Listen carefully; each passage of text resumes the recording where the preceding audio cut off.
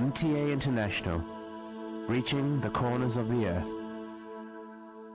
مسلم television Ahmadiyya international کی یہ نشریات آپ کی خدمت میں لندن سے پیش کی جا رہی ہیں۔ اس وقت ہم سیدنا حضرت امیر المومنین خلیفۃ المسیح رابع ایدہ اللہ تعالی بنصر العزیز کا ایک تاریخی خطبہ جمعہ آپ کی خدمت میں پیش کر رہے ہیں۔ صلی علی محمد صلی علی حبیبنا صلی علی محمد صلی علی رسولنا صلی علی محمد صلی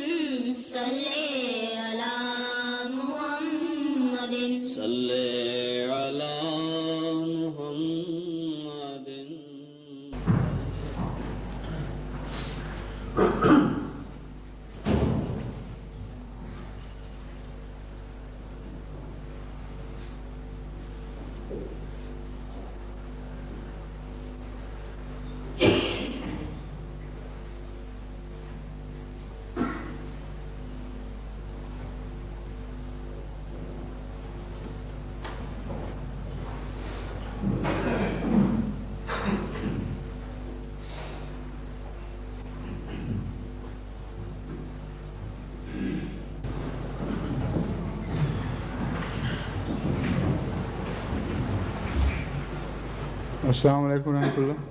اذان دے دیں۔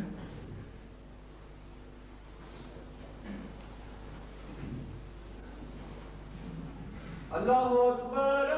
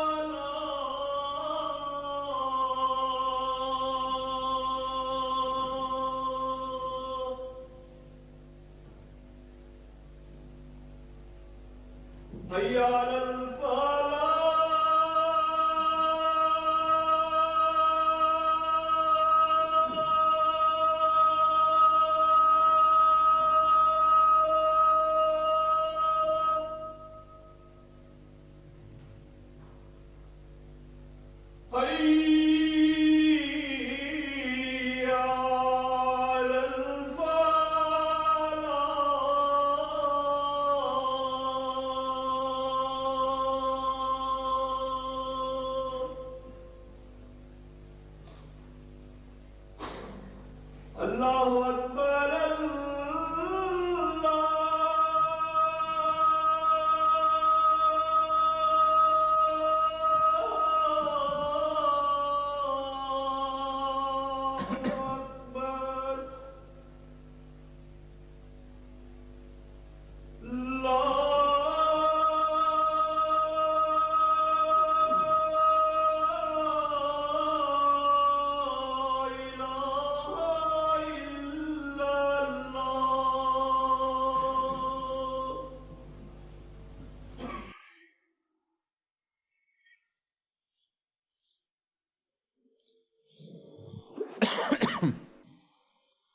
أشهد أن لا إله إلا الله وحده لا شريك له وأشهد أن محمدا عبده ورسوله أما بعد فأعوذ بالله من الشيطان الرجيم بسم الله الرحمن الرحيم الحمد لله رب العالمين الرحمن الرحيم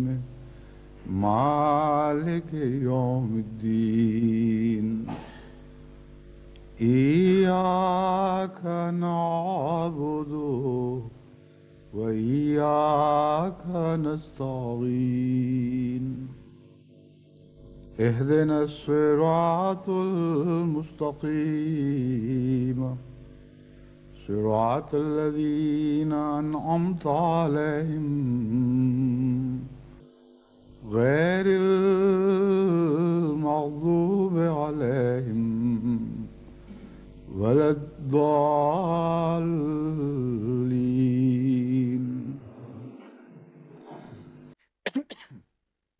غالباً 6 ماہ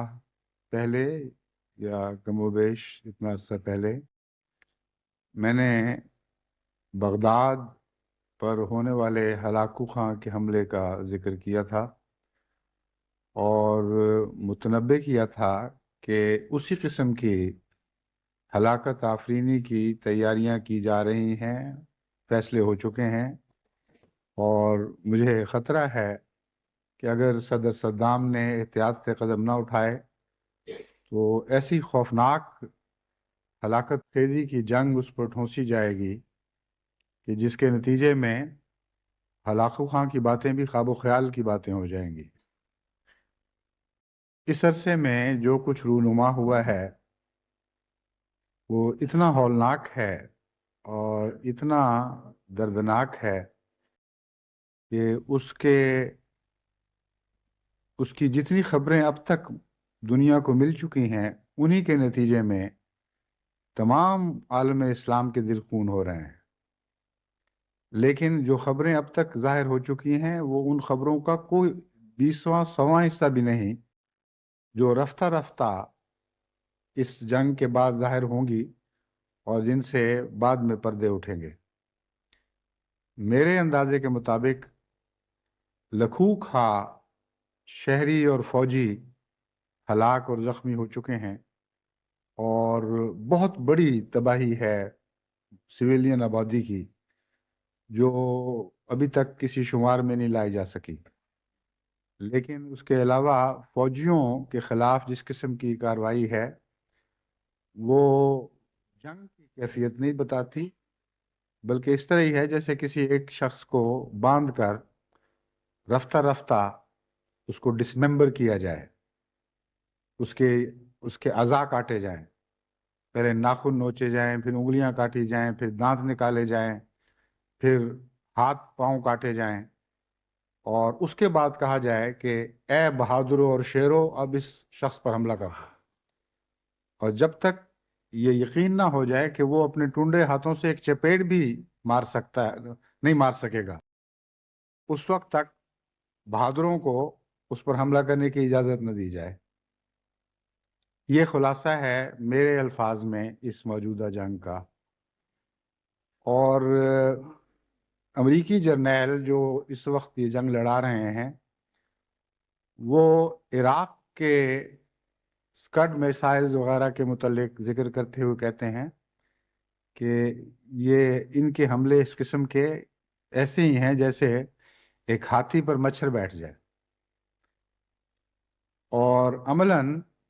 یہ ایک ہاتھی ہی کی نمائندگی کرنے والی طاقتیں ہیں، اور جس کے مقابل پر جس کو وہ نئے زمانے کا ہٹلر کہتے تھے،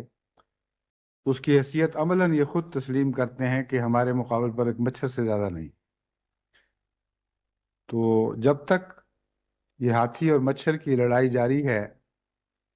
اس وقت تک جہاں تک میں سمجھتا ہوں اس صدی کا مسلمانوں کے خلاف سب سے زیادہ ہولناک اور خوفناک منصوبہ اپنے پایہ تکمیل کو پہنچ چکا ہوگا، اور اس کے بعد پھر یہ نئی صدی میں داخل ہونے کے منصوبے بنائیں گے. لیکن میرا کام جنگ کی خبروں پر تبصرہ کرنا نہیں، اور جماعت احمدیہ کو مسلسل یہ بتانا مقصود نہیں کہ اب جنگ میں کیا ہوا اور کل کیا ہوا تھا اور آئندہ کیا ہوگا. میرا مقصد یہ ہے کہ اس جنگ کا پس منظر آپ کے سامنے کھول کر رکھوں، اور تاریخی پس منظر کی روشنی میں تمام دنیا کے احمدی اور ان کے ساتھ دوسرے مسلمان بھائی جن تک وہ آواز پہنچا سکتے ہیں اس صورتحال کو اچھی طرح سمجھ لیں کہ ہو کیا رہا ہے اور کیوں ہو رہا ہے، اور مغربی قوموں نے اس میں کیا کردار ادا کیا ہے آج تک اور آئندہ کیا کریں گی، اور اقوام متحدہ نے یا اس سے پہلے لیگ آف نیشنز نے کیا کردار ادا کیا تھا، اور ان کے آپس میں کیا رابطے ہیں، اور یہود کے ساتھ ان کے کیا تعلقات ہیں اور کیوں وہ تعلقات ہیں. اس میں مسلمانوں کی غلطیوں کا کہاں تک دخل ہے، اور اس سب تجزیے کے بعد میرا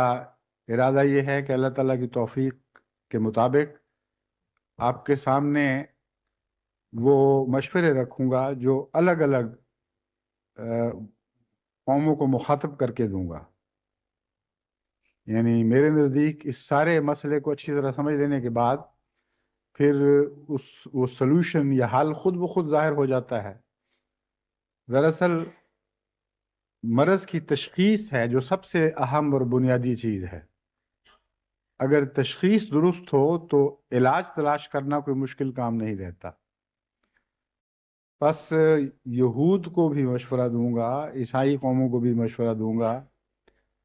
مسلمانوں کو بھی مشورہ دوں گا، اور تمام بنی نوع انسان کو بھی مشورہ دوں گا کہ آئندہ ان کو دائمی امن کی تلاش کے لیے کس قسم کی منصفانہ کاروائیاں کرنی چاہیے. بہرحال اب میں مختصراً آپ کے سامنے اس مسئلے کو، جس کو فلسطین کا مسئلہ کہا جاتا ہے یا آج کل جسے ہم گلف وار کے نام سے یاد کرتے ہیں، اس کا جو گہرا پس منظر، تاریخی پس منظر ہے، اس کا مختصراً ذکر میں آپ کے سامنے کرتا ہوں. بالفور نے 1917 میں جو یہود سے وعدہ کیا اس کا میں ذکر کر چکا ہوں. اس کے بعد ایک حیرت انگیز واقعہ 1922 میں رونما ہوا، جبکہ لیگ آف نیشنز نے ایک مینڈیٹ کے ذریعے انگریزوں کو فلسطین کے علاقے کا نگران مقرر کیا، اور اس مینڈیٹ میں یہ بات داخل کی کہ بالفور نے جو یہود سے وعدہ کیا تھا اسے پورا کروانا اس نگران حکومت کا کام ہوگا. اب دنیا کی تاریخ میں ایسا حیرت انگیز ناانصافی کا کوئی واقعہ اس سے پہلے کم ہوا ہوگا جو ناانصافی باقاعدہ قوموں کی ملی بھگت سے ہوئی ہے. لیگ آف نیشنز تو تمام دنیا کی نمائندہ تھی، یعنی کہا یہ جاتا تھا کہ سب دنیا کی نمائندہ ہے. اس کا یہ کام ہی نہیں تھا کہ انگریزوں کے کسی وزیر نے جو کسی یہودی پروفیسر کو یا لارڈ کو خط لکھا، راٹ چائلڈ یا راٹ شیلڈ نام اس کے تلفظ مجھے یاد نہیں، مگر وہ بہت بڑا بینکر تھا فرانس کا. اس کو خط لکھا کہ ہماری کیبنٹ یہ وعدہ کرتی ہے تم سے، یہ سوچ رہی ہے، اس کو لیگ آف نیشنز کے فیصلے کا حصہ بنا لے. اور لیگ آف نیشنز کو یہ اختیار کس نے دیا تھا کہ وہ دنیا کی قسمت بانٹتی پھرے، اور جس قوم نے وہ وعدہ کیا تھا ان کے سپرد ہی وہ اس علاقے کی نگرانی کر دی کہ اب جس طرح چاہو اس کو نافذ العمل کرو، اس پر عمل کرواؤ. ساتھ ہی 1,00,000 یہود کو باہر سے لا کر آباد کرنے کا مینڈیٹ بھی دیا. چنانچہ اس پر عمل شروع ہوا اور 17 مئی 1939 کو اگلی جنگ سے پہلے انگریزوں نے ایک وائٹ پیپر شائع کیا. اس وقت تک 1,00,000 کی بجائے اس سے بہت زیادہ یہود اس علاقے میں آباد ہو چکے تھے. 1939 کے وائٹ پیپر کی روح سے انگریزوں نے اپنی سابقہ پالیسی میں ایک تبدیلی پیدا کر لی، اور یہ اس وقت چیمبرلین کی حکومت تھی. چیمبرلین نے اس خیال کا اظہار کیا کہ اب ہم جب کہ دوسری جنگ کے کنارے پر کھڑے ہیں، ہمارے لیے یہ فیصلہ کرنا پڑے کہ یہود کے خلاف فیصلہ کر کے ان کو دشمن بنائیں یا عربوں کے خلاف فیصلہ کر کے ان کو دشمن بنائیں. تو میری رائے یہ ہے کہ ہمیں یہود کے خلاف فیصلہ کرنا چاہیے، عربوں کے خلاف نہیں کرنا چاہیے، کیونکہ جنگ عظیم ثانی سر پہ کھڑی تھی. پہلا فیصلہ پہلی جنگ کے بعد کا ہے، دوسرا فیصلہ دوسری جنگ سے پہلے کا ہے، اور یہ فیصلہ سیاست پر مبنی تھا، حقیقت پر مبنی نہیں تھا. کیونکہ اس کے نتیجے میں ان کو یہ چاہیے تھا، ہاں اس میں باقاعدہ وائٹ پیپر میں یہ اعلان کیا کہ انگریزی حکومت فلسطین میں یہودی حکومت قائم کرنے کے حق میں نہیں ہے، اور ہم یہود کا یہ حق تسلیم نہیں کرتے کہ وہ فلسطین میں اپنی حکومت بنائے. ساتھ ہی 75,000 مزید یہودیوں کو وہاں باہر سے لا کر آباد کرنے کی اجازت دی گئی. 1,00,000 پر بات شروع ہوئی تھی جو 75,000 پر رکی. اس وقت اگر یہ اب دیانتدار تھے اپنے فیصلے میں تو لیگ آف نیشنز کو یہ مینڈیٹ واپس کر دینا چاہیے تھا کہ جس ہمارے فیصلے کے مطابق 1917 والے فیصلے کے مطابق اگر تم نے ہمیں مختار بنایا ہے کہ اس فیصلے پر عمل درآمد کروائیں، تو اب حکومت اس فیصلے کے خلاف ہے، اس لیے خود بخود مینڈیٹ ختم ہو جانا چاہیے. لیکن اس کی بجائے ان کو مزید کوٹا عطا کیا گیا، اور 46 میں یہ کوٹا بڑھا کر 1,00,000 کر دیا گیا. 1948 میں جب یہ مینڈیٹ ختم ہوا تو یہود کی آبادی 85,000 سے بڑھ کر مینڈیٹ کے آغاز میں یعنی سن 1919 میں مینڈیٹ سے آغاز سے بھی پہلے یعنی 1919 میں، مینڈیٹ تو 22 کا ہے نا، اس وقت کی آبادی بیان کی جاتی تھی 85,000. اس میں بہت سے اختلافات ہیں، بہت لمبی چھان بین کرنی پڑی، لیکن غالباً 85,000 کی آبادی درست ہے. اور 1947 تک جب یونائٹڈ نیشنز نے مینڈیٹ کے ختم ہونے کا قریب آ کر یہ اعلان کیا کہ یہ فلسطین کی پارٹیشن کر دی جائے، تقسیم کر دی جائے، اور ایک یہودی اسٹیٹ قائم کر دی جائے اور ایک مسلمان عرب اسٹیٹ قائم کر دی جائے، اس وقت تک کی آبادی بڑھ کر 7,00,000 ہو چکی تھی. اور اس وقت بعض اعداد و شمار کے مطابق عربوں کی کل آبادی 20,00,000 تھی. بس نسبت 1 اور 3 کی تھی۔ 7 لاکھ ہونا نہیں چاہیے تھا۔ اگر مینڈیٹس کو دیکھا جائے تو اتنی آبادی ہو ہی نہیں سکتی۔ مزید تحقیق سے پتہ چلا ہے کہ بہت بھاری تعداد میں یہود وہاں سمگل کیے جاتے تھے، اور برٹش حکومت کی بعض موقعوں پر جائز کوششوں کے باوجود کہ یہ سلسلہ بند ہو، یہ سلسلہ جاری رہا، اور جب بھی برٹش حکومت نے اس کو روکنے کی کوشش کی ان کے خلاف بغاوت ہوئی اور انتقامی کارروائی یہود کی طرف سے کی گئی۔ بہرحال نسبت 7 اور 20 کی بیان کی جاتی ہے جس وقت یونائٹڈ نیشن یہ فیصلہ کرنے بیٹھی کہ تقسیم کے نتیجے میں کتنا علاقہ یہود کو دیا جائے اور کتنا مسلمانوں کو۔ فیصلہ یہ کیا گیا کہ 56% رقبہ فلسطین کا یہود کے سپرد کر دیا جائے،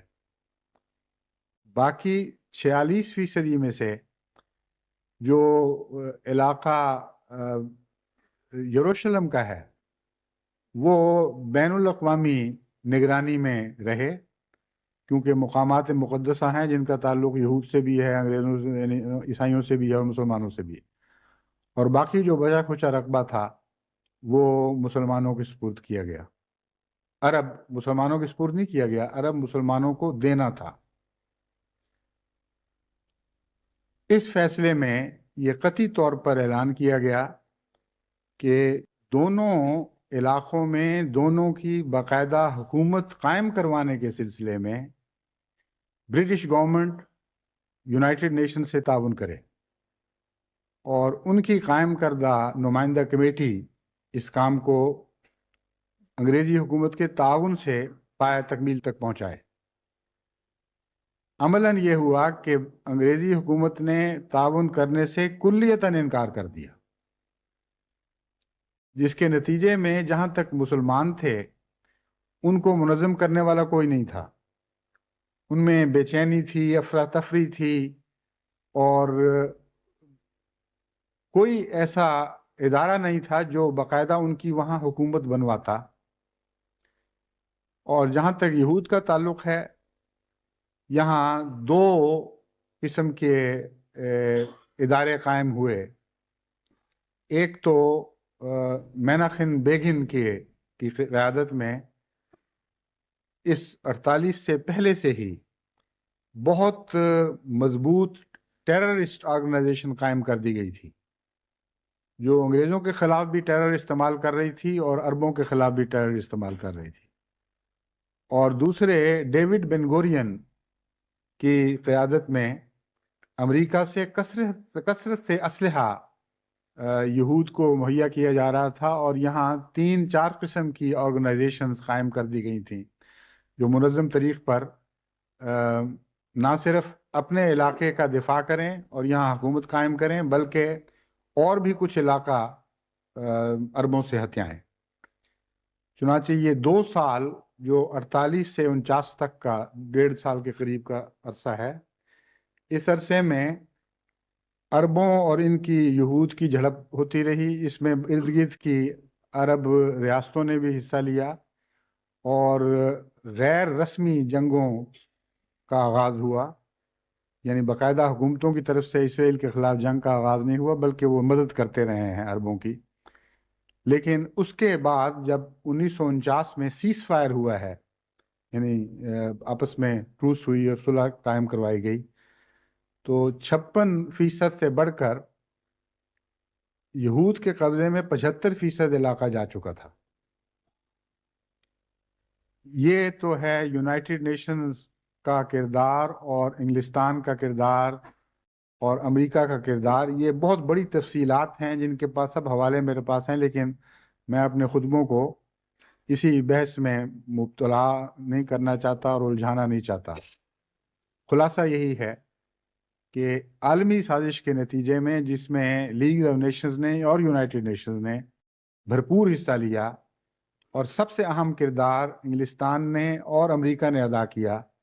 یہود کی ایک ایسی ریاست فلسطین میں قائم کر دی گئی جو انصاف کی کسوٹی پر کسی پہلو سے بھی قائم نہیں کی جا سکتی تھی۔ بین الاقوامی قوانین کی روح سے، بین الاقوامی یونائٹڈ نیشنز کے کی روایات اور چارٹر کے نتیجے میں اس کا پہلا قدم ہی نہیں اٹھایا جا سکتا تھا، مگر اٹھایا گیا، اور اس کے بعد پھر جنگوں کا آغاز شروع ہوتا ہے۔ اس علاقے میں دو قسم کی جنگیں لڑی گئی ہیں، یا دو قسم کی کاروائیاں کی گئی ہیں۔ ایک مغربی مفادات کے تحفظ کے نام پر، تحفظ کی خاطر بین الاقوامی مفادات کے نام پر کاروائیاں کی گئیں۔ کہا یہ گیا کہ یہ بین الاقوامی مفادات ہیں جن کی خاطر ہم یہ کرتے ہیں، اور کھلم کھلا مغربی تحفظات تھے۔ ان میں سب سے زیادہ اہم کردار انگلستان نے اور فرانس نے ادا کیا، اور امریکہ میں ہمیشہ ان کے ساتھ شامل رہا۔ پہلی مفادات کی کارروائی ایران کے خلاف ہوئی ہے۔ ایران نے 1950 میں، ایران کی پارلیمنٹ نے یہ فیصلہ کیا کہ برٹش جو ہمارے تیل کی دولت، ہمارے تیل کی دولت سے متعلق جو بیرونی دنیا کی لالچ اور دخل اندازی کے ارادے ہیں، ان کو پیش نظر رکھتے ہوئے ایک فیصلہ ہم یہ کرتے ہیں کہ شمالی حصے پر، ایران کے شمالی حصے کے تیل کے چشموں پر روس کے دخل کی پیشکش کو رد کر دیا جائے۔ ان الفاظ پوری طرح شاید بات واضح نہیں کر سکے، مراد یہ ہے کہ روس نے ایک پیشکش کی تھی کہ جس طرح برٹش ایرانین آئل کمپنی کو تم نے اپنے جنوبی حصے میں تیل کے چشموں سے استفادے کی اجازت دی ہوئی ہے، اور تمہارے ساتھ سمجھوتے کے ساتھ وہ تمہاری خاطر بظاہر تیل نکال رہے ہیں اور اپنے فائدے اٹھا رہے ہیں، ہمیں بھی اجازت دو۔ تو انہوں نے کہا روس کو شمالی حصے میں دخل کی اجازت نہیں دی جائے گی، اور دوسرا یہ فیصلہ کیا کہ برٹش ایرانین آئل کمپنی سے ہم اپنے معاہدے کو وقتاً فوقتاً زیر نظر لاتے رہیں گے، اور آئندہ اس معاہدے پر نظر ثانی 1951 میں ہوگی۔ 50 کے اس فیصلے پر امریکہ میں خوب شادیانے بچائے گئے فتح کے، اور امریکی حکومت نے اس کو بڑا سراہا، کیونکہ ان کی نظر اس وقت روس کے خلاف فیصلے پر رہی۔ لیکن 1951 میں جب برٹش ایرانین آئل کمپنی کے ساتھ معاہدے پر نظر ثانی کا مسئلہ پارلیمنٹ میں پیش ہو رہا تھا، برٹش ایرانین آئل کمپنی کی اتنی بڑی طاقت تھی کہ امریکہ یا خود انگریزوں کو یہ وہم بھی نہیں آ سکتا تھا کہ ہماری مرضی کے خلاف اس فیصلے میں کوئی، اس معاہدے میں جو ایرانین آئل کمپنی اور حکومت کے درمیان تھا، کوئی رد و بدل کر دیا جائے گا۔ برٹش ایرانین آئل کمپنی کی طاقت کا اندازہ آپ اس سے لگا سکتے ہیں کہ جو یہ رقم ٹیکس کے طور پر یا معاہدے کے نتیجے میں ایرانی حکومت کے حصے کے طور پر ایرانی حکومت کو دیتے تھے، وہ تمام ایرانی بجٹ کا نصف تھا، اور جو وہ برٹش ایرانین آئل کمپنی کے مالک ٹیکس کے طور پر انگریزوں کو دیتے تھے، وہ اس سے بہت زیادہ رقم تھی، اور جو منافع وہ خود رکھتے تھے وہ اس سے 10 گنا زیادہ تھا۔ یعنی کم از کم 5 ایران کی کل اجتماعی دولت یہ برٹش آئل کمپنی سالانہ کما رہی تھی۔ اس لیے یہ وہم بھی نہیں کر سکتے تھے کہ اس کے خلاف کچھ ہو سکتا ہے۔ چنانچہ جب یہ فیصلہ پیش ہونے لگا، اسمبلی کے سامنے یہ بحث پیش ہونے لگی، تو ایرانی وزیر اعظم کو انہوں نے خریدا ہوا تھا، یا جس طرح بھی انہوں نے اس کو اپنے ساتھ رکھا ہوا تھا، اس نے ایک رپورٹ پیش کی جس کا خلاصہ یہ تھا کہ ब्रिटिश इरानियन ऑयल कंपनी को कौमियाने का फैसला ईरानी मफाद के सख्त खिलाफ होगा। इस पर एकदम पार्लियामेंट में उसकी मुखालफत का शोर उठा और दूसरे दिन या करीब थोड़ी देर के बाद ही उसे नमाज पढ़ते हुए गोली मार दी गई और नए वजीर आज़म के तौर पर डॉक्टर मुसद्दिक का इंतखाब हुआ। डॉक्टर मुसद्दिक क्योंकि पूरी तरह ईरानी मफादात के वफादार थे, इसलिए उस वक्त से फिर जंग की घंटी बजा दी गई। सबसे पहले तो अंग्रेज़ों ने अमेरिका से राब्ता पैदा किया और या उससे भी पहले इन्होंने मॉरिशस में मुकीम अपने उसको हवाई जहाज़ों के ज़रिए जो फ़ौज मुंतकिल कर दी जाती है, एयरबॉर्न डिवीज़न, उसको हुक्म दिया कि वो तैयार हों ईरान पर हमला करने के लिए। लेकिन अमेरिका ने समझाया कि ये तरीक़ नहीं है और तरीक़ से इसको तय करेंगे। उसके बाद अमेरिका पर इन्होंने दबाव डाला कि एक साजिश तैयार की जाए जो ब्रिटिश ISI और अमेरिका CIA मिल के करें, जिसे मख्फी तौर पर मंजूर कर लिया गया और इंग्लिस्तान में ISI के नुमाइंदा मिस्टर सिनक्लेयर, जो अंग्रेज़ों के तरफ से सरबराह थे ISI के, और CIA के नुमाइंदा किम रूजवेल्ट, इनके दरमियान एक मंसूबा तय हुआ। लेकिन इस अरसे में अमेरिका ने अपने असर रसूख को इस्तेमाल करके तमाम दुनिया में इरानियन ऑयल का बाइकाट करा दिया। चूँकि निस्फ आमद बजट की कुल आमद का निस्फ ऑयल कंपनी से मिला करता था। जब तेल की फ़रोख्त बंद हो गई तो बड़ा शदीद माली बुरहान ईरान में पैदा हुआ। डॉक्टर मुसद्दिक ने 52 के वस्त में अमेरिका के सदर से दरख्वास्त की कि आर्जी तौर पर हमें माली मदद दी जाए ताकि हम इस बुरहान पर काबू पा लें। बाद में मामला तय हो जाएगा तो हम आपको पैसे वापस कर देंगे। तो अमेरिकी सदर ने उसका जवाब दिया कि अमेरिकन टैक्स पेयर के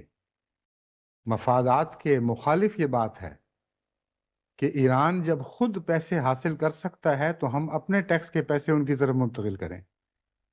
आपके पास सीधी सादी राह है, इरानियन ब्रिटिश इरानियन कंपनी की बात मान जाएं और उनसे पैसे ले लें, वो तो पैसे देने के लिए तैयार हैं। उस पर डॉक्टर मुसद्दिक समझ गए कि ये एक ही मामला, इनकी नीयतें ठीक नहीं हैं, लेकिन कुछ कर नहीं सकते थे। जब ये जवाब दिया है अमेरिकी सदर ने डॉक्टर मुसद्दिक को, उससे 4 दिन पहले CIA और ISI की स्कीम मुकम्मल होकर अमेरिकन हुकूमत से की तस्दीक हासिल कर तौसीक हासिल कर चुकी थी और प्रेसिडेंट ने उस पर दस्तखत कर दिए थे कि ईरान के ख़िलाफ़ ये कार्रवाई की जाए। वो कार्रवाई तो बहुत लंबी चौड़ी है, लेकिन खुलासा उसका ये है कि इरानियन पुलिस और इरानियन फ़ौज पर इन्होंने कब्ज़ा किया। जो इनका तरीक़ है इनकलाब, फ़ौजी इनकलाब बर्पा करने का और सरबराहों, मुख्तलिफ़ इदारों के सरबराहों को ख़रीद लेना, जिस तरह भी हो अपने साथ मिला लेना। चुनाचे इस काम को किम रूजवेल्ट ने अदा किया और इसके बाद किम रूजवेल्ट को इतना बड़ा मेडल अता किया गया है अमेरिका में, जो शायद ही किसी हीरो को इस तरह अदा किया जाता है। नतीजा ये निकला कि ईरान के बादशाह और ईरान के वज़ीर आज़म के दरमियान आपस में पहले चपकलश हुई और अख्तियारात की खींचातानी हुई। ईरान के वज़ीर आज़म डॉक्टर मुसद्दिक खुद अफवाज के सरबराह बन गए। ईरान के वज़ीर आज़म ने यह फ़ैसला किया کہ پولیس کا سربراہ بھی میں ہی مقرر کروں گا، اور فوج کا کمانڈر ان چیف تو خود بن گئے تھے، جو چیف آف سٹاف کہنا چاہیے، وہ بھی میں مقرر کروں گا، اور اس کی نشاندہی بھی انہوں نے کر دی۔ لیکن پولیس کے ہونے والے سربراہ نے فخریہ طور پر یہ ذکر کیا کہ جتنے بھی برٹش ایجنٹس یہاں ایران میں موجود ہیں ان سب کی فہرست یہاں میرے پاس ہے، دل پہ ہاتھ مار کے اس نے کہا، اور دوسرے دن وہ قتل کر دیا گیا۔ اور جب ڈاکٹر مصدق کو شاہ اب ایران نے آخر ڈسمس کیا، جب یہ تیاری مکمل ہو چکی تھی، تو اس کے بعد ان کو معزول کیا گیا، تو جو مظاہرے ان کے حق میں ہوئے اس کے مقابل پر ایک باقاعدہ مقابل پہ مظاہرہ کرنے والی فوج تیار کی گئی تھی عوام میں سے خرید کر، ان کو مسلح بھی کیا گیا تھا، غالباً 6000 ان کی تعداد تھی۔ وہ چونکہ باقاعدہ مسلح تھے اور تربیت یافتہ تھے، انہوں نے ان مظاہروں پر کسی حد تک قابو پایا، لیکن وہ مظاہرے اتنے شدید تھے اور اتنے پھیل گئے کہ جیسا کہ ایسے موقع پر پہلے سے ہی پتہ ہوتا ہے کہ فوج پھر دخل دے گی۔ 2 لاکھ فوج شاہ کی حمایت میں میدان میں کود گئی، اور پہلے سے فیصلے کے مطابق شاہ ایران کو، جو امریکی اور انگلستانی غلامی کی ایک کامل تصویر تھے، ان کو ایران پر ہمیشہ کے لیے یا جب تک وہ بد انجام کو نہیں پہنچے مسلط کر دیا گیا۔ ایک یہ کارروائی ہے جو ہمیں اس پس منظر میں پیش نظر رکھنی چاہیے۔ دوسری کارروائی 1956 میں ہوئی، جبکہ ایجپٹ کے صدر ناصر نے نہر سویز کو قومی آنے کا فیصلہ کیا۔ اس فیصلے کا پس منظر یہ ہے کہ اسوان ڈیم کے سلسلے میں امریکہ نے صدر ناصر سے کچھ وعدے کیے تھے کہ ہم اس کے پیسے مہیا کریں گے۔ صدر ناصر کے رجحانات چونکہ روس کی طرف تھے، اور بار بار کے سمجھانے کے باوجود اسرائیل کے خلاف ان کے تشدد میں کمی نہیں آ رہی تھی، اس لیے ان کو سبق دینے کے لیے امریکی حکومت نے وہ وعدہ واپس لے لیا۔ اسوان ڈیم اس وقت تک مصر کی زندگی کے لیے سب سے اہم منصوبہ بن چکی تھی، کیونکہ مصر کی اقتصادی زندگی اور زرعی پیداوار کے لیے اسوان ڈیم نے بہت ہی اہم کردار آئندہ ادا کرنا تھا۔ اس کے بغیر مصر خوراک وغیرہ میں اور بہت سی دوسری اقتصادی چیزوں میں خود کفیل نہیں ہو سکتا تھا،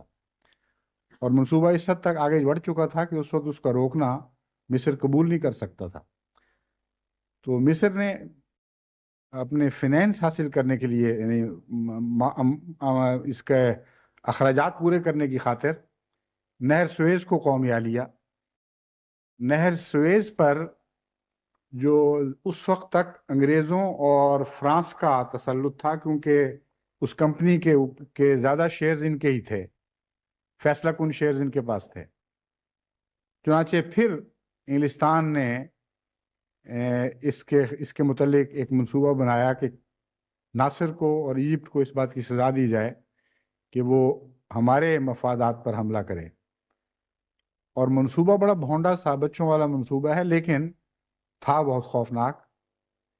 اسرائیل کو آمادہ کیا گیا کہ وہ حملہ کرے ایجپٹ پر اور نہر سویز تک پہنچ جائے، اور چونکہ یہ اچانک بغیر اطلاع کے حملہ ہوگا، اور ایجپٹ کے پاس کوئی ایسی دفاعی فوج نہیں تھی کہ اس حملے کا مقابلہ کر سکتا، اس لیے یہ آنن فانن کامیاب ہونے والا حملہ تھا۔ اس کے بعد انگریز اور فرانسیسی دونوں اسرائیل کو اور ایجپٹ کو حکم دیں گے کہ دونوں اپنی اپنی فوجیں نہر سویز سے دور دور تک ہٹا لو، پیچھے ہٹا لو، امن کی خاطر ہم دخل دینے لگے ہیں۔ چنانچہ یہی ہوا، آنن فانن اسرائیل کی فوجیں نہر سویز کے کنارے تک پہنچ گئیں، اور دوسرے ہی دن انگریزوں اور فرانسیسیوں کی طرف سے ایک حکم نامہ جاری ہوا کہ چونکہ وہاں تم دونوں قومیں لڑ رہے ہو اور عالمی امن کو خطرہ لاحق ہو رہا ہے، اس لیے ہم حکم دیتے ہیں کہ دونوں اپنی اپنی فوجیں نہر سویز سے اتنی دور ہٹا لو۔ اسرائیل نے اس پر فوراً عمل شروع کر دیا جیسا کہ فیصلہ تھا۔ ایجپٹ نے کہا کہ یہ ہمارا ملک ہے، ہماری نہر ہے، ہم اپنے ملک سے کیوں فوجیں ہٹائیں؟ یہ کون سی منطق ہے؟ حملہ آور نے ہٹا لیں، بس کافی ہے۔ اس پر پھر ان دونوں قوموں نے مل کر حملہ کیا۔ یہ 56 کا واقعہ ہے، اور اس جنگ میں جو انگریزوں نے کردار ادا کیا ہے اس پر نٹنگ، جو اس وقت فارن سیکرٹری تھے، انہوں نے ایک کتاب لکھی اس جنگ کے حالات پر۔ اس کتاب کے مطالعے سے پتہ چلتا ہے کہ جو طرز عمل انگلستان نے صدر ناصر کے خلاف اور ایجپٹ کے خلاف اختیار کی، بین ہی وہی طرز عمل آج صدر بش، صدر صدام اور عراق کے خلاف اختیار کیے ہوئے ہیں۔ یوں لگتا ہے جس طرح کاربن کاپی ہے ان حالات کی جو اب رونما ہو رہے ہیں۔ اسی طرح صدر ناصر کے خلاف کردار کشی کی بڑی خطرناک مہم چلائی گئی۔ اسی طرح یہ کہا گیا کہ ہم عالمی مفادات کے تحفظ کی خاطر، عالمی مفادات کی نمائندگی میں یہ کارروائی کر رہے ہیں۔ جس طرح کی زبان صدر بش نے صدام کے متعلق استعمال کی کہ اس کو میں تو الفاظ گندے پورے استعمال بھی نہیں کر سکتا، لیکن یہ تھا کہ کک کر کے اس کو مار کے پیچھے سے کک کر کے باہر نکالو۔ جو کتاب میں بیان کر رہا ہوں اس کا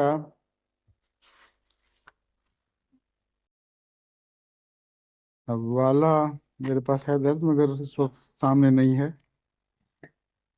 بہرحال اس میں وہ لکھتے ہیں کہ مقصد اس جنگ کا یہ تھا to kick Nasir out of his perch. یہ ملتے جلتے الفاظ تھے۔ کک کا لفظ اسی طرح استعمال ہوا کہ ناصر کو ٹھڈا مار کے، جس طرح وہ پرندے شاخ پر بیٹھے ہوتے ہیں کسی جگہ پر، اس کی بیٹھنے والی جگہ سے اڑا کر باہر مارو۔ یہ جنگ کا مقصد تھا اصل، جو فیصلہ ہو چکا تھا۔ جس طرح اس وقت یہ کہا جا رہا ہے بعض مفسرین کی طرف سے کہ دراصل یہ جنگ جنرل بش کی انا کے کچلنے کے نتیجے میں پیدا ہو رہی ہے۔ اگرچہ یہ درست نہیں ہے، صدر بش کی انا کا دخل ضرور ہے، لیکن مقصد یہ ہرگز یہ نہیں تھا۔ لیکن اس زمانے میں ناصر کے متعلق بھی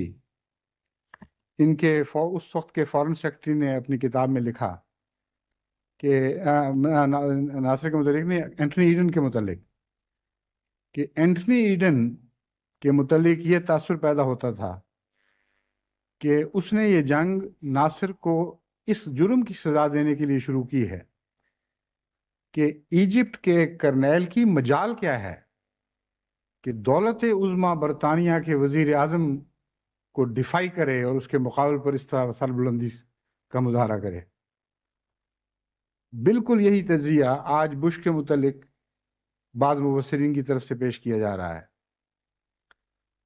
تو عملاً یہ 1956 کی جنگ کا اعادہ ہے ایک قسم کا۔ تیل کے مفادات اب بھی ہیں، اس وقت تیل کے مفادات اب ہیں، اس وقت سویز کے مفادات تھے، اور یہودی شرکت کی بجائے اب امریکن شرکت ہے۔ بس اس جنگ میں دراصل وہی 3 طاقتیں نمایاں ہیں جو پہلے تھی، انگلستان، فرانس اور یہود۔ لیکن فرق صرف یہ پڑا ہے کہ یہود کی نمائندگی امریکہ نے کی ہے، اور وہ پس منظر میں رہا ہے، اسے پس منظر میں رکھا گیا ہے۔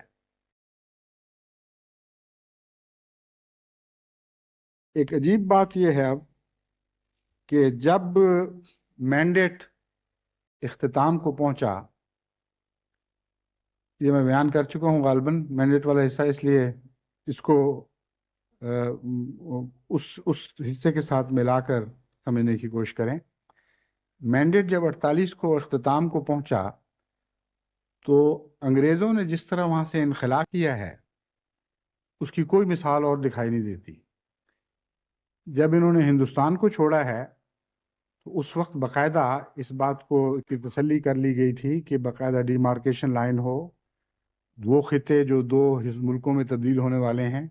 ان کے درمیان واضح تقسیم ہو، باقاعدہ حکومتیں قائم ہوں۔ لیکن انگلستان نے اپنے ملک چھوڑنے کے آخری دن تک ایسی کوئی کارروائی نہ خود کی نہ یونائٹڈ نیشن کو کرنے دی، اور 11:30 بجے ان کے جہاز سب کچھ پیک کر کے فلسطین سے رخصت ہونے کے لیے روانہ ہوئے، اور جو حدود تھیں جہاں مینڈیٹ کے نتیجے مینڈیٹ کی عطا کردہ اختیارات کے نتیجے میں برٹش تسلط کی جو حدود تھیں وہ سمندر میں جہاں تھیں، عین 12 بجے وہاں پہنچ کر انہوں نے رخصت کا بیگل بجایا اور اس ملک کو اس طرح چھوڑ کر چلے گئے۔ یہ بھی ایک بہت ہی ایک ظالمانہ کارروائی تھی جس کا سب سے زیادہ نقصان فلسطینیوں کو پہنچا۔ بہرحال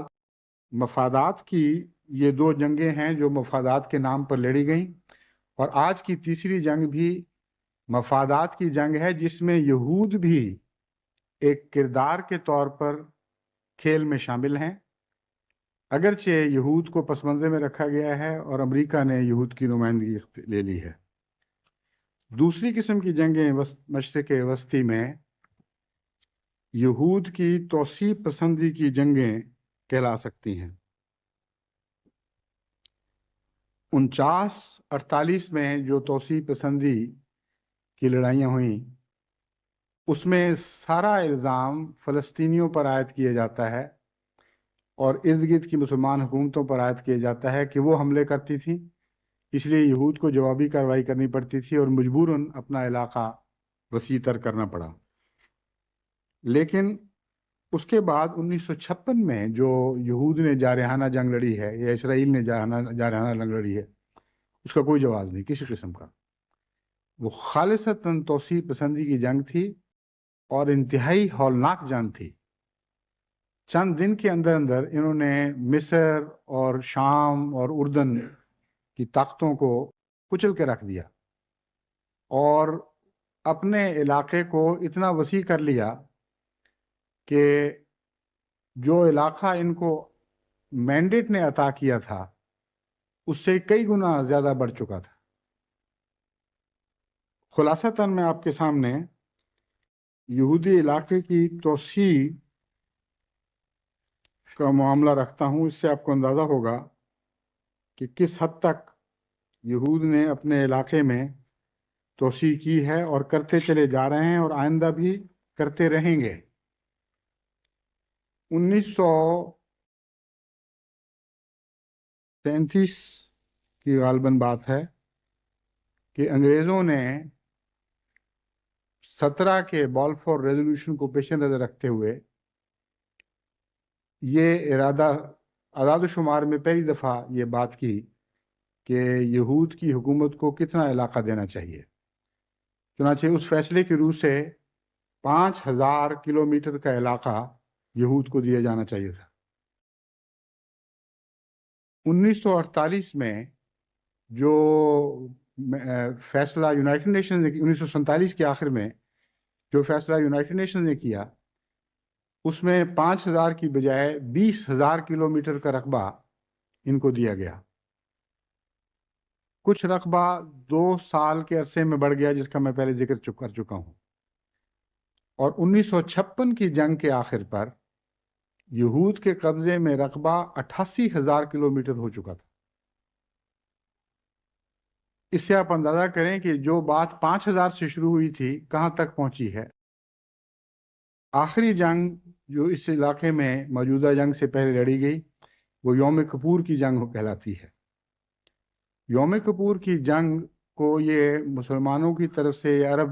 ممالک کی طرف سے جارحانہ جنگ قرار دیتے ہیں، حالانکہ یہ بات درست نہیں۔ واقعہ یہ ہے کہ 1967 کی جنگ جو ہے، 67 کی جنگ، میں شاید میں 57 کی کہہ چکا ہوں، اگر کہا ہے تو غلط ہے، 67 کی جنگ جو 56 کی جنگ کے 11 سال بعد لڑی گئی تھی، یہ یہود کی جارحانہ جنگ تھی، جس کے نتیجے میں یہ سارا علاقہ ان کے قبضے میں آیا، جس کا میں ذکر کر چکا ہوں، 88,000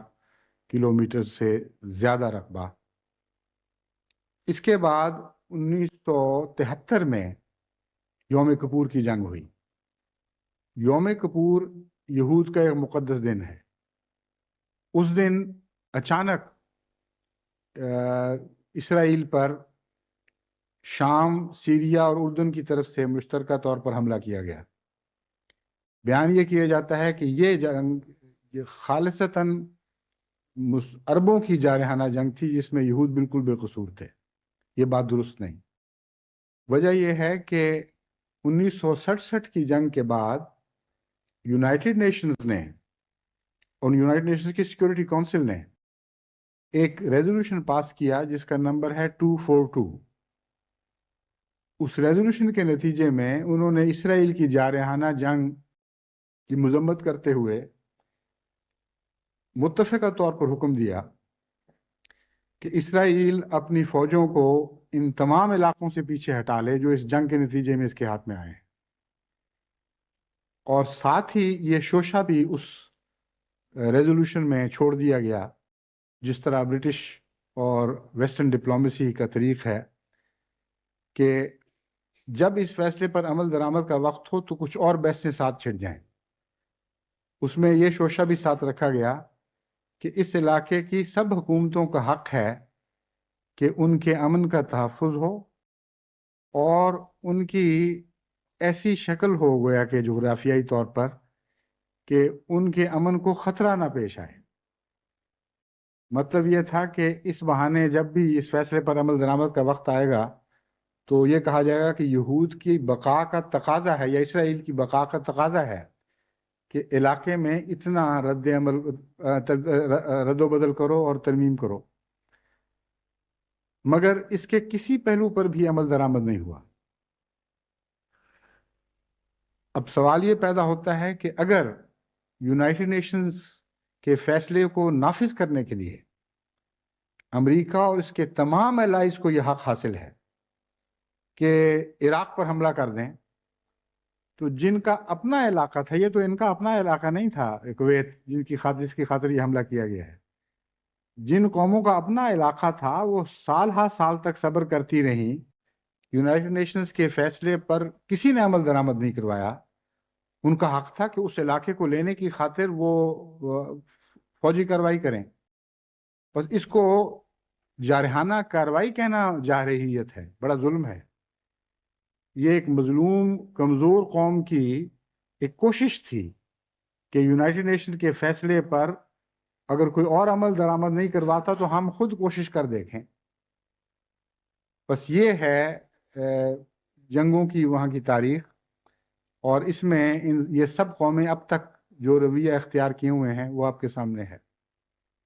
موجودہ جنگ میں جو باتیں کھل کر سامنے آئی ہیں ان کی تفصیل میں جانے کا وقت نہیں، مگر آپ کی یادداشت میں وہ تازہ ہوں گی۔ خلاصہ ان سب باتوں کا یہ نکلتا ہے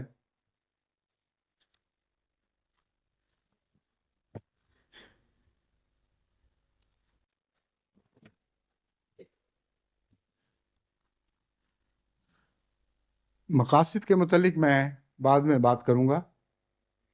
لیکن خلاصہ اس کا یہ ہے کہ اسرائیل کو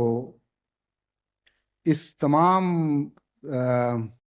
پس منظر کی روشنی میں معلوم ہوتا ہے کہ یہ قومیں یہ حق دیتی ہیں کہ وہ جب چاہے، جس ملک کے خلاف چاہے، جارحانہ کارروائی کرے، اور جارحانہ کارروائی کے نتیجے میں جو علاقے وہ ہتھیائے گا اس کے متعلق اگر یونائٹڈ نیشنز یا سیکورٹی کونسل فیصلہ بھی کر دیں گی کہ ان علاقوں سے دستبردار ہو جائے، تو اسرائیل کو حق حاصل ہے کہ دستبردار نہ ہو، اور کسی دوسرے ملک کو یہ حق حاصل نہیں، خواہ وہ مظلوم ملک ہو، کہ یونائٹڈ نیشنز کے اس فیصلے کی تعمیل میں اسرائیل سے وہ علاقہ چھیننے کی کوشش کرے۔ یہ تحفظ حاصل ہے۔ اس دوران ایک بات کا میں نے ذکر نہیں کیا کہ 1948-47 سے لے کر 49 تک اسرائیل نے جدید دور میں متشددانہ کارروائیاں یعنی ٹیررسٹ کارروائیوں کا آغاز کیا، اور میناکھن بیگن اس کے موجد ہیں، اور ان ٹیررسٹ کارروائیوں کے نتیجے میں ایک برٹش ڈیپٹی گورنر تھے غالباً، وہ بھی قتل کیے گئے۔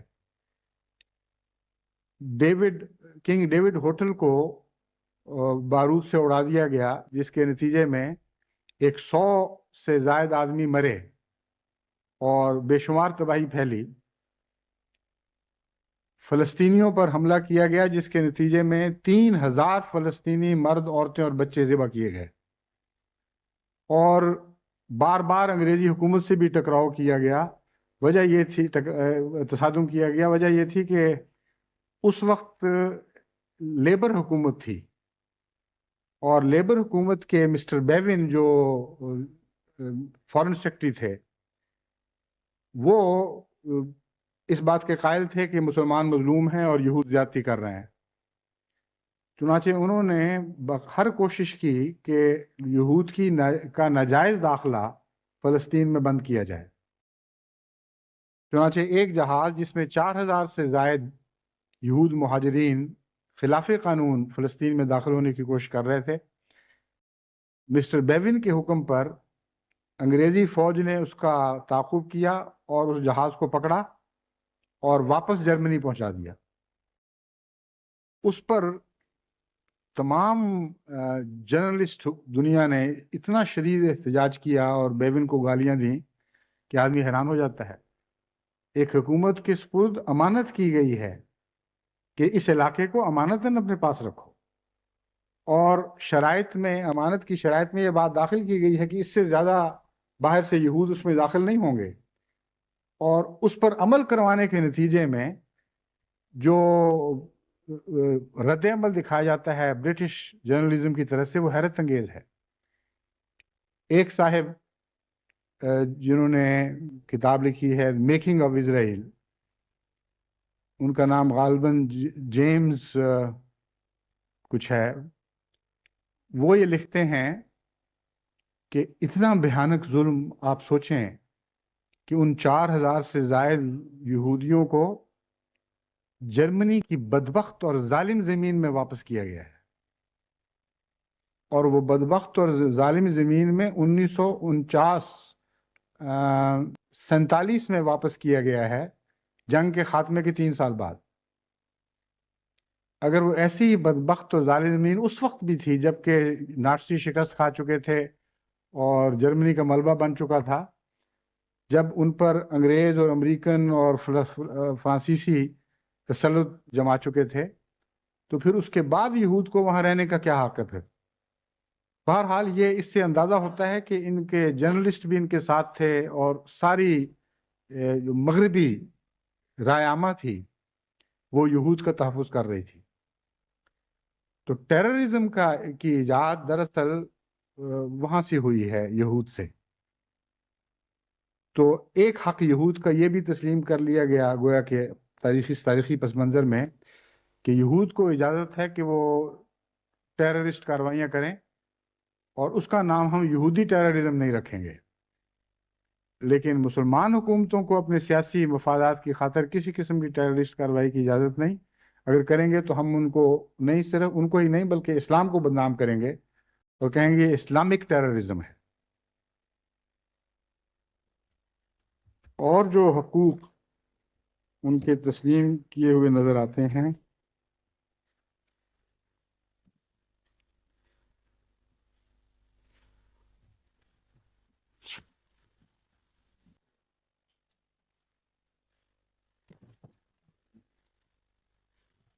جو میں آپ کو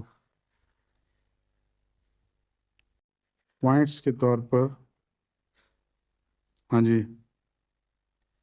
سیکورٹی کونسل کی قراردادوں کو رد کرنے کا حق ہے یہود کو، اور یونائٹڈ نیشنز کے تمام فیصلوں کو تحقیر کی نظر سے دیکھنے اور اس طرح رد کرنے کا حق ہے جس طرح ایک پرزے کو پھاڑ کر ردی کی ٹوکری میں پھینک دیا جاتا ہے۔ اور کسی دنیا کے ملک کا حق نہیں ہے کہ یہود کی مذمت کرے اس بارے میں۔ یہود کو حق حاصل ہے کہ اپنی بقا کے نام پر دوسرے ملکوں کے جغرافیے تبدیل کرے، اور یہود کو حق ہے کہ وہ ایٹم بم بنائے اور ایٹم بموں کا ذخیرہ جمع کرے اور میس ڈسٹرکشن کے ہتھیار، مثلا کیمیکل وارفیئر کے اور بایولوجیکل وارفیئر کے، کیمیاوی ہلاکتوں کے اور جراثیم کی ہلاکتوں کے ہتھیار تیار کرے، اور کسی کو حق نہیں کہ اسرائیل کو تنقید کا نشانہ بنائے، لیکن کسی مسلمان ملک کو یہ حق حاصل نہیں۔ یہ خلاصہ ہے اس تاریخی جد و جہد کا جس کا ذکر میں نے آپ کے سامنے کیا ہے۔ یہ بات قطعی ہے کہ اس پالیسی میں کوئی تبدیلی نہ ہوئی ہے آج تک، نہ آئندہ کی جائے گی۔ یہود کے یہ حقوق قائم رکھے جائیں گے، اور مسلمانوں کی ان معاملے میں حق تلفی ایک مستقل پالیسی کا حصہ ہے جس میں کوئی تبدیلی نہیں کی جائے گی۔ اس کی روشنی میں ہم دیکھتے ہیں کہ صدر بش کا نیو ورلڈ آرڈر کا خواب کیا ہو سکتا ہے، کیونکہ جب تک اس خواب کو نہ سمجھیں ہم ان کو صحیح مشورہ بھی نہیں دے سکتے۔ میں نے جہاں تک غور کیا ہے، اس جارحانہ تاریخی پس منظر کے نتیجے میں بش کا امن کا خواب دراصل امن کا خواب نہیں بلکہ موت وارد کرنے کا خواب ہے۔ بعض لوگ غلطی سے موت کو امن سمجھ لیتے ہیں، جس طرح میں نے وہ بیمار گھوڑے کی مثال کئی دفعہ بیان کی ہے۔ ایک گھوڑا بہت بیمار تھا جو بادشاہ کو بہت پیارا تھا، بہت تڑپ رہا تھا۔ بادشاہ نے کہا کہ جو اس کی موت کی خبر مجھے پہنچائے گا اس کو میں قتل کروا دوں گا، اور وہ خدا کی تقدیر چلنی تھی، وہ بیچارہ مر گیا۔ ایک آدمی کو پکڑ کے بادشاہ کو خبر دینے کے لیے بھجوایا کہ تم اس کو مجبور کیا کہ نہیں جاؤ گے تو ہم ماریں گے، بادشاہ کے ہاتھ سے مارے جانا زیادہ بہتر ہے۔ وہ سمجھدار آدمی تھا، اس نے جا کر بادشاہ کو کہا کہ مبارک ہو، آپ کا گھوڑا پوری طرح امن میں آ گیا ہے۔ بادشاہ بہت خوش ہوا کہ اچھا بتاؤ، اور بتاؤ کس طرح امن میں آ گیا۔ اس نے کہا اس طرح کہ پہلے تو اس کی چھاتی کی گڑگڑاہٹ کی آواز میل میل تک سنائی دیتی تھی، اب تو میں قریب بھی گیا ہوں تو کوئی آواز نہیں آ رہی تھی۔ اس کی دھڑکن، دل کی دھڑکن سے لگتا تھا دھرتی دھڑک رہی ہے، زمین دھڑک رہی ہے۔ اب میں نے کان لگا کے دیکھا، آواز ہی کوئی نہیں تھی، بالکل بڑے امن اور سکون سے لیٹا ہوا ہے۔ تو اس نے کہا کہ پھر یہ کیوں نہیں کہتے کہ بدبخت کہ مر گیا ہے؟ اس نے کہا حضور کہہ رہے ہیں، میں تو نہیں کہہ سکتا۔ تو قصہ یہ ہے کہ جو امن کا خواب صدر بش مشرق وسطی اور مسلمانوں کے ممالک کے لیے دیکھ رہے ہیں، اس کی تعبیر موت ہے، خواب خواہ امن کے نام پر ہو، اس کے سوا اس کی کوئی حقیقت نہیں ہے۔ اور جہاں تک میں نے سوچا ہے وہ خواب یہ ہے کہ تیل کے امیر ملک سعودی عرب اور شیخڈم ریاستوں وغیرہ کو آمادہ کیا جائے گا کہ وہ بھیک کے طور پر اپنی تیل کی آمد کا ایک حصہ ان عرب ممالک میں تقسیم کریں جو تیل کی دولت سے محروم ہیں یا بہت تھوڑا تیل رکھتے ہیں۔ اور اس کے نتیجے میں جس طرح امریکن ایڈز کے ذریعے تیسری دنیا کے ملکوں کو غلام بنایا جاتا ہے، عرب ملکوں کو بعض عرب ملکوں کا غلام بنا دیا جائے، اور اس کے نتیجے میں جو سٹرنگز ایڈز کے ساتھ وابستہ ہوا کرتی ہیں، اسی قسم کی سٹرنگز اس مالی امداد کے ساتھ بھی لگا دی جائیں۔ امریکہ کی مالی امداد، جسے امریکن ایڈ کہا جاتا ہے، ہمیشہ بعض سیاسی مسالے کی شرائط رکھتی ہیں جو امریکہ کے مفاد میں ہوتی ہیں۔ اس ایڈ کے ساتھ بھی کچھ شرائط ہیں جو اسرائیل کے مفاد میں ہوں گی اور مغرب کے عمومی مفاد میں. وہ شرائط یہ ہوں گی کہ یونائٹڈ نیشن میں جھگڑا نہیں لے کے جانا، بلکہ یونائٹڈ نیشن سے باہر امریکن سرپرستی میں یہود کے ساتھ معاملات طے کرو، اور یہ ضمانت دو کہ آئندہ کبھی اس علاقے میں تم کسی قسم کی جنگ کی ضرورت نہیں کرو گے. اس بات کی ضمانت دو کہ جہاں یہود ایٹمی اسلحہ بناتا رہے گا اور میس ڈسٹرکشن کے دوسرے ہتھیار تیار کرتا رہے گا، تم میں سے کوئی کبھی ایٹمی اسلحہ بنانے اور میس ڈسٹرکشن کے ہتھیار بنانے کے خواب بھی نہیں دیکھے گا. یہ دو بنیادی نقوش ہیں اس امن کی خواب کے جو صدر بش نے دیکھی ہے، اور آپ دیکھیں گے کل کہ اسی طرح وہ ہوگا. اس خواب میں بعض اور حصے بھی ہیں، وہ ہو سکتا ہے پورے ہوں یا نہ ہوں. ایک حصہ یہود کو بعض اقدامات کرنے پر مجبور کرنے سے تعلق رکھتا ہے.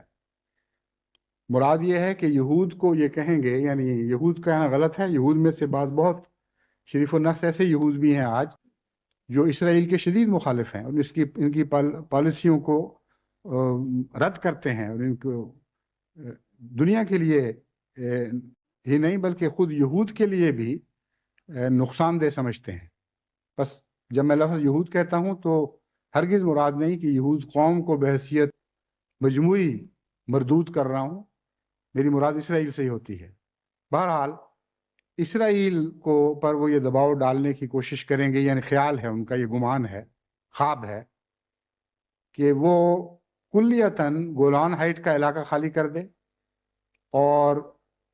جارڈن کے مغربی کنارے کا علاقہ خالی کر دے.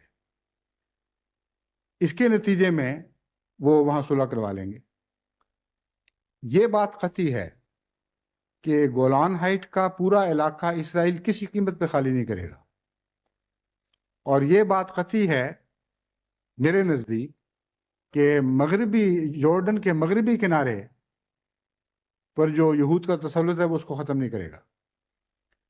لیکن اس کے باوجود ان کے تمام الائز، یعنی عرب مسلمان الائز، ان کی کارروائیوں سے راضی ہوں گے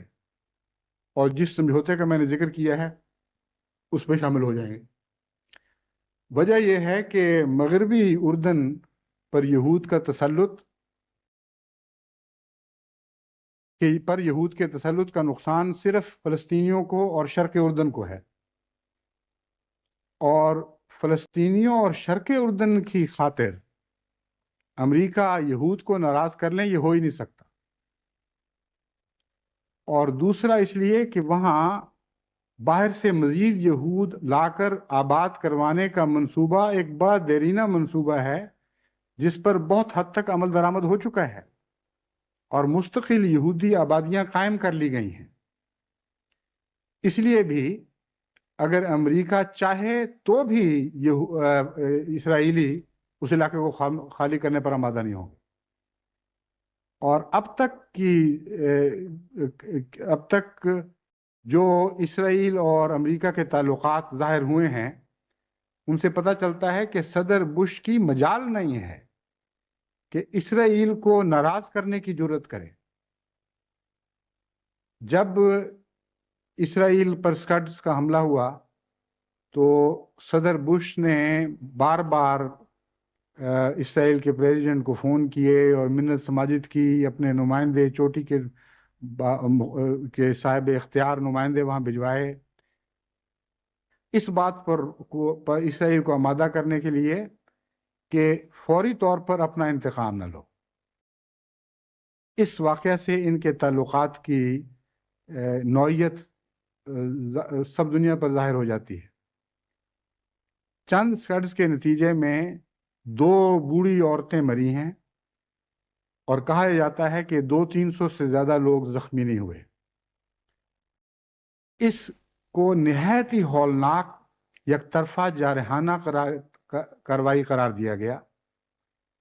جبکہ اس سے پہلے اسرائیل نے عراق کے ایٹمی توانائی کے پلانٹ کو بغیر کسی نوٹس کے اپنے ہوائی جہازوں کے ذریعے بمبارڈ کر کے بالکل برباد کر دیا کلیتاً، اور اس حملے کو کسی نے جارحانہ حملہ قرار نہیں دیا۔ گویا اسرائیل کو تو یہ حق ہے اور یہ تسلیم کیا گیا ہے کہ تم جارحانہ کارروائی کرو اور دوسروں کے ملکوں میں جا کے بمباری کرو، نہ یونائٹڈ نیشن کو اعتراض کا اختیار ہے نہ کسی اور ملک کو، اور جس پر بمباری کی جاتی ہے اس کو جوابی کارروائی کا بھی اختیار نہیں۔ بس اگر اور کچھ نہیں تو اسکڈ میسائل کے حملے کو عراق کی جوابی کارروائی قرار دیا جا سکتا ہے اور دیا جانا چاہیے، کیونکہ یہ بات بھی اب تسلیم کر لی گئی ہے کہ جوابی کارروائی کا فوراً ہونا ضروری نہیں۔ چنانچہ اس مسئلے پر ذرا تھوڑا سا اور غور کریں تو اسرائیل اور امریکن تعلقات خوب کھل کر نظر کے سامنے آ جاتے ہیں۔ صدر بش نے بار بار فون پر رابطے کیے، منتیں کیں، بڑے نرم لہجے میں درخواستیں کیں کہ کوئی فوری کارروائی اس کے رد عمل کے نتیجے میں نہ کرنا۔ بعد میں اپنے نمائندہ بھیجے جن کے ذریعے گفت و شنید ہوئی، اور آخری نتیجہ یہ نکلا کہ اگر تم کوئی فوری کارروائی نہ کرو تو ہم تمہاری طرف سے زیادہ انتقام لینے کی کوشش کریں گے، اور جو سویلینز پر بمباریاں ہوئی ہیں اور لاکھوں معصوم شہید ہوئے ہیں اور جن کے گھر برباد کیے گئے، یہ دراصل اسرائیل کی انتقامی کارروائی ایلائڈز نے اپنے ذمہ قبول کی تھی اور اسی پر عمل درآمد ہوا ہے۔ دوسرا پہلو یہ تھا کہ اس کے علاوہ ہم تمہیں $9 بلین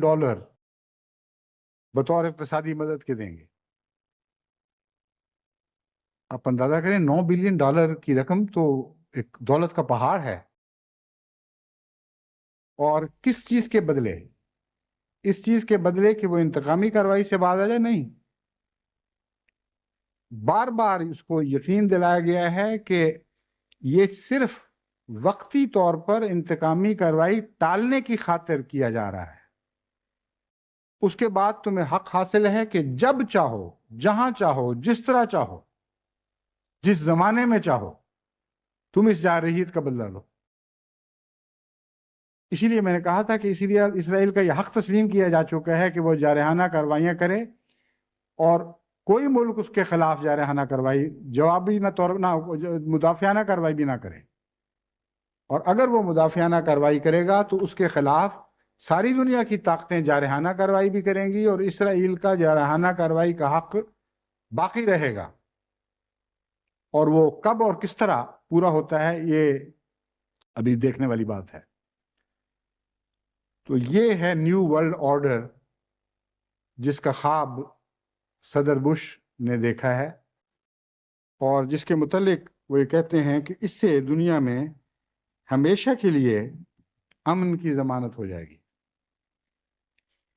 اس خواب کے کچھ اور حصے بھی ہیں، جیسا کہ میں نے بیان کیا ہے، اسرائیل تو کسی قیمت پر بھی مغربی علاقہ خالی نہیں کرے گا، لیکن مجھے یہ خطرہ ہے کہ مشرقی علاقے پر قبضہ کرنے کی داغ بیل ڈالی جا چکی ہے۔ مجبوری کے تحت صدر بادشاہ حسن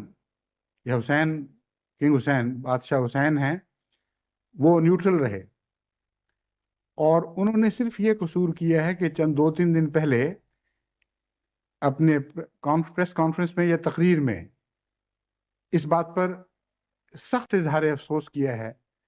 کہ اتحادیوں نے معصوم عراقی شہریوں کو تباہ و برباد کیا اور بڑا بھاری ظلم کیا۔ ان کا یہ تبصرہ خود مغربی اتحادیوں کے اعلانات کے نتیجے میں ہے، جو انہوں نے فوجی حالات کے متعلق خود خبر نامے جاری کیے ہیں، ان سے یہ تصویر قائم ہوتی ہے۔ یعنی اگر ہر 1 منٹ پر ایک جہاز بمباری کرنے کے لیے اٹھ رہا ہو، اور یہ تسلیم کرتے ہوں کہ عراق میں اتنی بمباری کی جا چکی ہے جو آج تک دنیا کی تاریخ میں کسی جنگ میں اس طرح نہیں کی گئی، اور ویتنام اس کے مقابل پر کوئی حیثیت ہی نہیں رکھتا۔ اس کے بعد یہ کسی ملک کا نتیجہ نکالنا کہ لاکھوں سویلینز یعنی شہری اس سے متاثر ہوئے ہوں گے، یہ صدر بش کے نزدیک امریکہ کی بھی ہتک ہے اور اسرائیل کی بھی گستاخی ہے، اور وہ ان کو متنبع کرتے ہیں شاہ حسین کو کہ خبردار منہ سنبھال کر بات کرو، تمہیں پتہ نہیں کہ تم کیا کہہ رہے ہو، تمہیں کس نے حق دیا ہے اس قسم کی تنقید کرنے کا۔ تو اس سے جو ایک خواب کا منظر پہلو بھی تو خواب کے ہوتے ہیں، کچھ تو انہوں نے امن کی خواب بمعنی موت دیکھی ہوئی ہے، کچھ خواب کے انذاری پہلو بھی ہیں، اور انذاری پہلو میں میرے نزدیک یہ بات داخل ہے کہ شرق اوسط شرق اردن کے اوپر حملے کا بہانہ بنایا جائے گا اور یہودی حکومت کو دریا کے اس کنارے پر ہی نہیں دوسری کنارے کی طرف بھی ممتد کر دیا جائے گا۔ یہ جو میرا اندازہ ہے، اس کے پیچھے بہت سے تاریخی رجحانات ہیں جن کا میں ذکر کر چکا ہوں۔ شروع دن سے آج تک یہودی مسلسل وسعت پذیر ہیں، یعنی توسیع پسندی کی پالیسی محض تعداد بڑھانے کے لحاظ سے نہیں بلکہ رقبہ بڑھانے کے لحاظ سے بھی ہے۔ اور جو آغاز میں یہود نے اسرائیل کا خواب دیکھا تھا، وہ خواب یہ تھا کہ تمام دنیا سے کے مظلوم علاقوں سے یہود کو اکٹھا کر کے یہود کی ایک آزاد مملکت میں جمع کر دیا جائے۔ اس وقت آبادی کی نسبت یہ ہے، یعنی تفصیل تو میں نہیں بتاؤں گا، 2-3 ملکوں کی آبادی بتاتا ہوں۔ اسرائیل میں اس وقت یہودی 25 لاکھ ہیں، اس کے علاوہ امریکہ میں 50 لاکھ یہودی ہے، اور روس میں 25 لاکھ بیان کیے جاتے ہیں۔ اس وقت روسی یہودیوں کو بلا کر اسرائیل میں آباد کرنے کا پروگرام شروع ہے، جس کے پایہ تکمیل تک پہنچنے تک 25 لاکھ مزید یہودی یعنی 15 موجودہ تعداد سے دگنے اس ملک میں آباد کیے جائیں گے۔ اس کے لیے زمین بھی پھر اور چاہیے، یہ ظاہری اور طبی بات۔ تو جتنی زمین اس وقت ان کے پاس ہے، اس سے کافی تعداد میں زیادہ زمین ہو تب جا کر یہ خواب پورا ہو سکتا ہے۔ پھر امریکہ کے یہودیوں کے انتقال کا پروگرام بھی ساتھ ساتھ جاری ہے، اور یورپ کے دوسرے یہودیوں کے انتقال کا پروگرام بھی ساتھ ساتھ جاری ہے۔ اس ضمن میں بعض باتیں میں آئندہ خطبے میں آپ کے سامنے رکھوں گا، مگر مختصراً یہ بتا دینا چاہتا ہوں کہ اسرائیل کے قیام کے مقاصد کی اولین وجہ یہ بتائی گئی تھی کہ مغربی ملکوں میں یہود محفوظ نہیں ہیں، اور انہوں نے یہود کو ہمیشہ اپنے انتقام کا نشانہ، یک طرفہ ظلم کا نشانہ بنائے رکھا ہے۔ اگر یہی مقصد تھا اسرائیل کے قیام کا، تو جتنے مغربی ممالک میں یہود ہیں، جب تک ان کے لیے فلسطین کے گرد و پیش جگہ نہ بنا لی جائے، اس وقت تک یہ خواب پورا نہیں ہوتا۔ اور موجودہ رجحان یہی بتا رہا ہے کہ اس طرح یہ آگے بڑھ رہے ہیں۔ تو صدر بش کے خواب میں غالباً انذاری پہلو یہ بھی داخل ہے کہ شرق اردن کے دوسرے حصے پر بھی قبضہ کر لیا جائے، اور بعد میں یہ خواب کس طرح آگے بڑھے گا اور دنیا کو کس حد تک اپنی لپیٹ میں لے گا، وہ لمبی باتیں ہیں۔ مختصراً میں سمجھتا ہوں کہ اس کے بعد باریوں کی بات ہے۔ جب تک مسلمان طاقتیں ایک کے بعد دوسری تباہ و برباد نہ ہو جائیں، اس وقت تک یہ صدر بش کے امن کا خواب پورا نہیں ہو سکتا۔ بس اس کے بعد کس کی باری ہے، یہ نہیں میں کہہ سکتا پاکستان کی ہے یا شام کی ہے۔ پاکستان بھی نیوکلیئر طاقت بننے کے خواب دیکھ رہا ہے، بن چکا ہے یا نہیں، یہ ایک متنازع فی مسئلہ ہے، لیکن پاکستان کو تباہ کروانے کے لیے کئی ذرائع موجود ہیں۔ کشمیر کا مسئلہ ہے، سکھوں کا مسئلہ ہے، ہندوستان کو انگیخت کیا جا سکتا ہے، چھٹی دی جا سکتی ہے، دفاعی امداد اور اقتصادی امداد روک کر اس طرح بیکار اور نہتا کیا جا سکتا ہے کہ ہندوستان کی طاقت کے جواب کی پاکستان میں طاقت نہ رہے، کئی قسم کے منصوبے ہو سکتے ہیں، لیکن خطرہ ضرور ہے۔ شام کو لازماً خطرہ ہے، کیونکہ شام ایک بہت بڑی طاقت بنا ہوا ہے، اور شام کی بڑی سخت بے وقوفی اور غلطی ہے کہ وہ سمجھتا ہے کہ اس وقت اتحادیوں کے ساتھ شامل ہونے کے نتیجے میں آئندہ شام محفوظ ہو چکا ہے۔ جب تک اسرائیل موجود ہے شام محفوظ نہیں ہے، اور پھر ایران کو خطرہ ہے، اور پھر ٹرکی کو خطرہ ہے۔ اور ایران اور ٹرکی کے متعلق میں سمجھتا ہوں کہ یہ خواب اس طرح پورا کیا جائے گا کہ ٹرکی اور ایران کے درمیان آپس میں مخاصمت جو پہلے بھی ہے بڑھائی جائے گی، اور اس کے نتیجے میں کسی وقت آئندہ ان دونوں ملکوں، مسلمان ملکوں کے درمیان اسی طرح لڑائی کروائی جائے گی جس طرح خود امریکنوں نے اور اتحادیوں کی مخفی تائید کے نتیجے میں سمجھتا ہوں عراق کو انگیخت کیا گیا تھا کہ وہ ایران پر حملہ کرے، اور امریکہ کے اتحادی عرب ممالک نے اس کی ہر طرح مدد کی، اور امریکہ کے اتحادی مغربی ممالک نے اس کو مسلح کرنے میں عراق کو اور اس کے میس ڈسٹرکشن کے ہتھیار بنانے کے سلسلے میں پوری مدد کی۔ تو خواب کا جو پس منظر ہے وہ یہ ہے، بس خواب جس سمت میں آگے بڑھے گی اور پھیلے گی وہ سمت بھی اس پس منظر کے نتیجے میں ہمیں دکھائی دینے لگی ہے، اور خواب آخر پہ اس طرح پوری ہوگی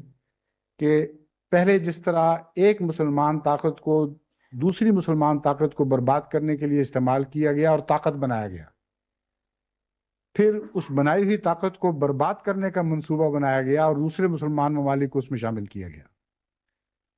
اس کا اگلا قدم کیا ہوگا؟ اسی طرح جو بچی کچی طاقتور مسلمان حکومتیں ہیں ان کو یکے بعد دیگے برباد کیا جائے گا۔ یہ وہ موت کا خواب ہے جو صدر بش نے دیکھا ہے، اور جسے وہ پیس کا خواب کہتے ہیں۔ عراقیوں اور دیگر فلسطینیوں وغیرہ مسلمان مظلوموں، یعنی عرب مسلمانوں کے خون سے جس طرح یہ ہاتھ رنگے جا چکے ہیں، اس پر مجھے میکبیتھ کی چند لائنیں یاد آ گئیں۔ لیڈی میکبیتھ جس نے اپنے خاوند کو بادشاہ کو قتل کرنے پر آمادہ کیا تھا، اور اس کے خاوند میکبیتھ نے بادشاہ کو، جو غالباً اسکاٹ لینڈ کا تھا، بہرحال اس وقت کے بادشاہ کو قتل کیا اور سوتے کی حالت میں قتل کیا۔ اس کے بعد لیڈی میکبیتھ کو نفسیاتی رد عمل ہوا، اور وہ سمجھتی تھی کہ اصل قاتل میں ہوں، تو نفسیاتی بیماری کے نتیجے میں وہ ہر وقت ہاتھ دھوتی رہتی تھی کہ میرے ہاتھ سے خون کی بو آ رہی ہے۔ اس بو کے سلسلے میں وہ کہتی ہے Here is the smell of the blood still. میں اتنی دفعہ ہاتھ دھو چکی ہوں اور خون کی بو جاتی ہی نہیں ہے، ابھی بھی آ رہی ہے۔ All the perfumes of the Arabia will not sweeten this little hand. عرب کی تمام خوشبوئیں مل کر بھی میرے اس چھوٹے سے ہاتھ کی بو کو مٹھاس میں تبدیل نہیں کر سکیں گے۔ یہ کڑوی خون کی بو آتی رہے گی۔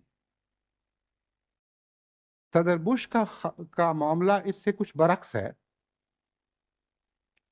مسلمان عرب خون سے جو ان کے ہاتھ رنگے گئے ہیں، میں ان کو یقین دلاتا ہوں کہ اس کی کڑوی بو کبھی امریکہ اور اس کے ساتھیوں کا پیچھا نہیں چھوڑے گی، اور تمام دنیا کی پرفیومز بھی عرب خون کی اس بو کو ملیا میں مٹا نہیں سکیں گی، اور اس کی کڑوی بو کو مٹھاس میں تبدیل نہیں کر سکیں گی۔ جہاں تک ان کی پیس کی خواب کا تعلق ہے، وہ بھی میں میکبیتھ ہی سے، میکبیتھ کی ایک سولیلو کی، یعنی وہ اپنی باتیں اونچی زبان میں اپنے دل کی حالت بیان کر رہا ہے، اس کے الفاظ میں پیش کرتا ہوں جو ان کی صورتحال پر صادق آتی ہے یہ سلیلوکی. وہ سونے کی کوشش کرتا ہے اور نیند اڑ گئی ہے. اس کی ضمیر پر ایک سوئے ہوئے بادشاہ کے قتل کا بوجھ اتنا زیادہ ہے اور اس کا ضمیر اس قدر بے چین ہے کہ وہ اس کے اپنے آپ کو معاف نہیں کر سکتا. چنانچہ اس کی راتوں کی نیند اڑ جاتی ہے. اس کیفیت کو بیان کرتے ہوئے وہ کہتا ہے Methought I heard a voice cry, sleep no more. Macbeth does murder sleep. Scottish زبان میں مرڈر کو MURTHER مردر لکھا جاتا تھا. یہاں لفظ مردر ہے یعنی مرڈر. اس کا مطلب یہ ہے وہ کہتا ہے Methought میں سمجھتا ہوں، میں سوچ رہا ہوں، مجھے لگتا ہے، مجھے گمان گزرتا ہے. I heard a voice cry sleep no more کہ میں نے ایک چیخ سنی ہے جو یہ کہہ رہی تھی کہ اب کبھی نہیں سونا، اب کبھی نہیں سونا. Macbeth does murder sleep. دیکھو میکبیتھ نے سلیپ کو قتل کر دیا، نیند کو قتل کر دیا. چونکہ بادشاہ سویا ہوا تھا اس لیے اس حالت میں اس کو مارنا اس کے نفسیاتی دباؤ کے تابع اس سے بہتر رنگ میں ظاہر نہیں کیا جا سکتا تھا کہ وہ سوچ رہا ہے کہ میں نے نیند کو مار دیا ہے. جب نیند کو مار دیا ہے تو مجھے نیند کہاں سے آئے گی؟ تو ایک لفظ کی تبدیلی سے امریکہ اور صدر بش کے خواب پر ان سطور کا اطلاق ہو سکتا ہے. میں یہ کہتا ہوں کہ Methought I heard a voice cry, peace no more. US does murder sleep. مجھے محسوس ہو رہا ہے کہ ایک چلانے والی کی آواز یہ سنائی دے رہی ہے کہ اب اس خطے میں یا دنیا میں کبھی امن قائم نہیں ہو سکے گا. اگر یہ خواب پوری ہو گئی، اس شرط کے ساتھ میں کہہ رہا ہوں، تو میں یہ آواز سن رہا ہوں کہ اس خطے میں اب کبھی امن قائم نہیں ہو سکے گا. یونائٹڈ اسٹیٹس نے امن کو ہمیشہ کے لیے قتل کر دیا. اس کے نتیجے میں کیا ہو سکتا ہے، ہم کیا کر سکتے ہیں، ان قوموں کو کیا مشورے دیے جا سکتے ہیں کہ جو ہلاکت کے قدم یہ آگے بڑھا چکے ہیں ان کو کس طرح واپس کر لیں. اس سلسلے میں انشاءاللہ میں آئندہ خطبے میں آپ سے مخاطب ہوں گا. میں چاہتا ہوں کہ جلد سے جلد اس مضمون کو ختم کروں اور واپس اپنے اصلی اور حقیقی اور دائمی مضمون کی طرف آ جاؤں، یعنی احمدیوں کو عبادتیں کس طرح کرنی چاہیے اور عبادتوں میں کس طرح لذت پیدا کرنی چاہیے.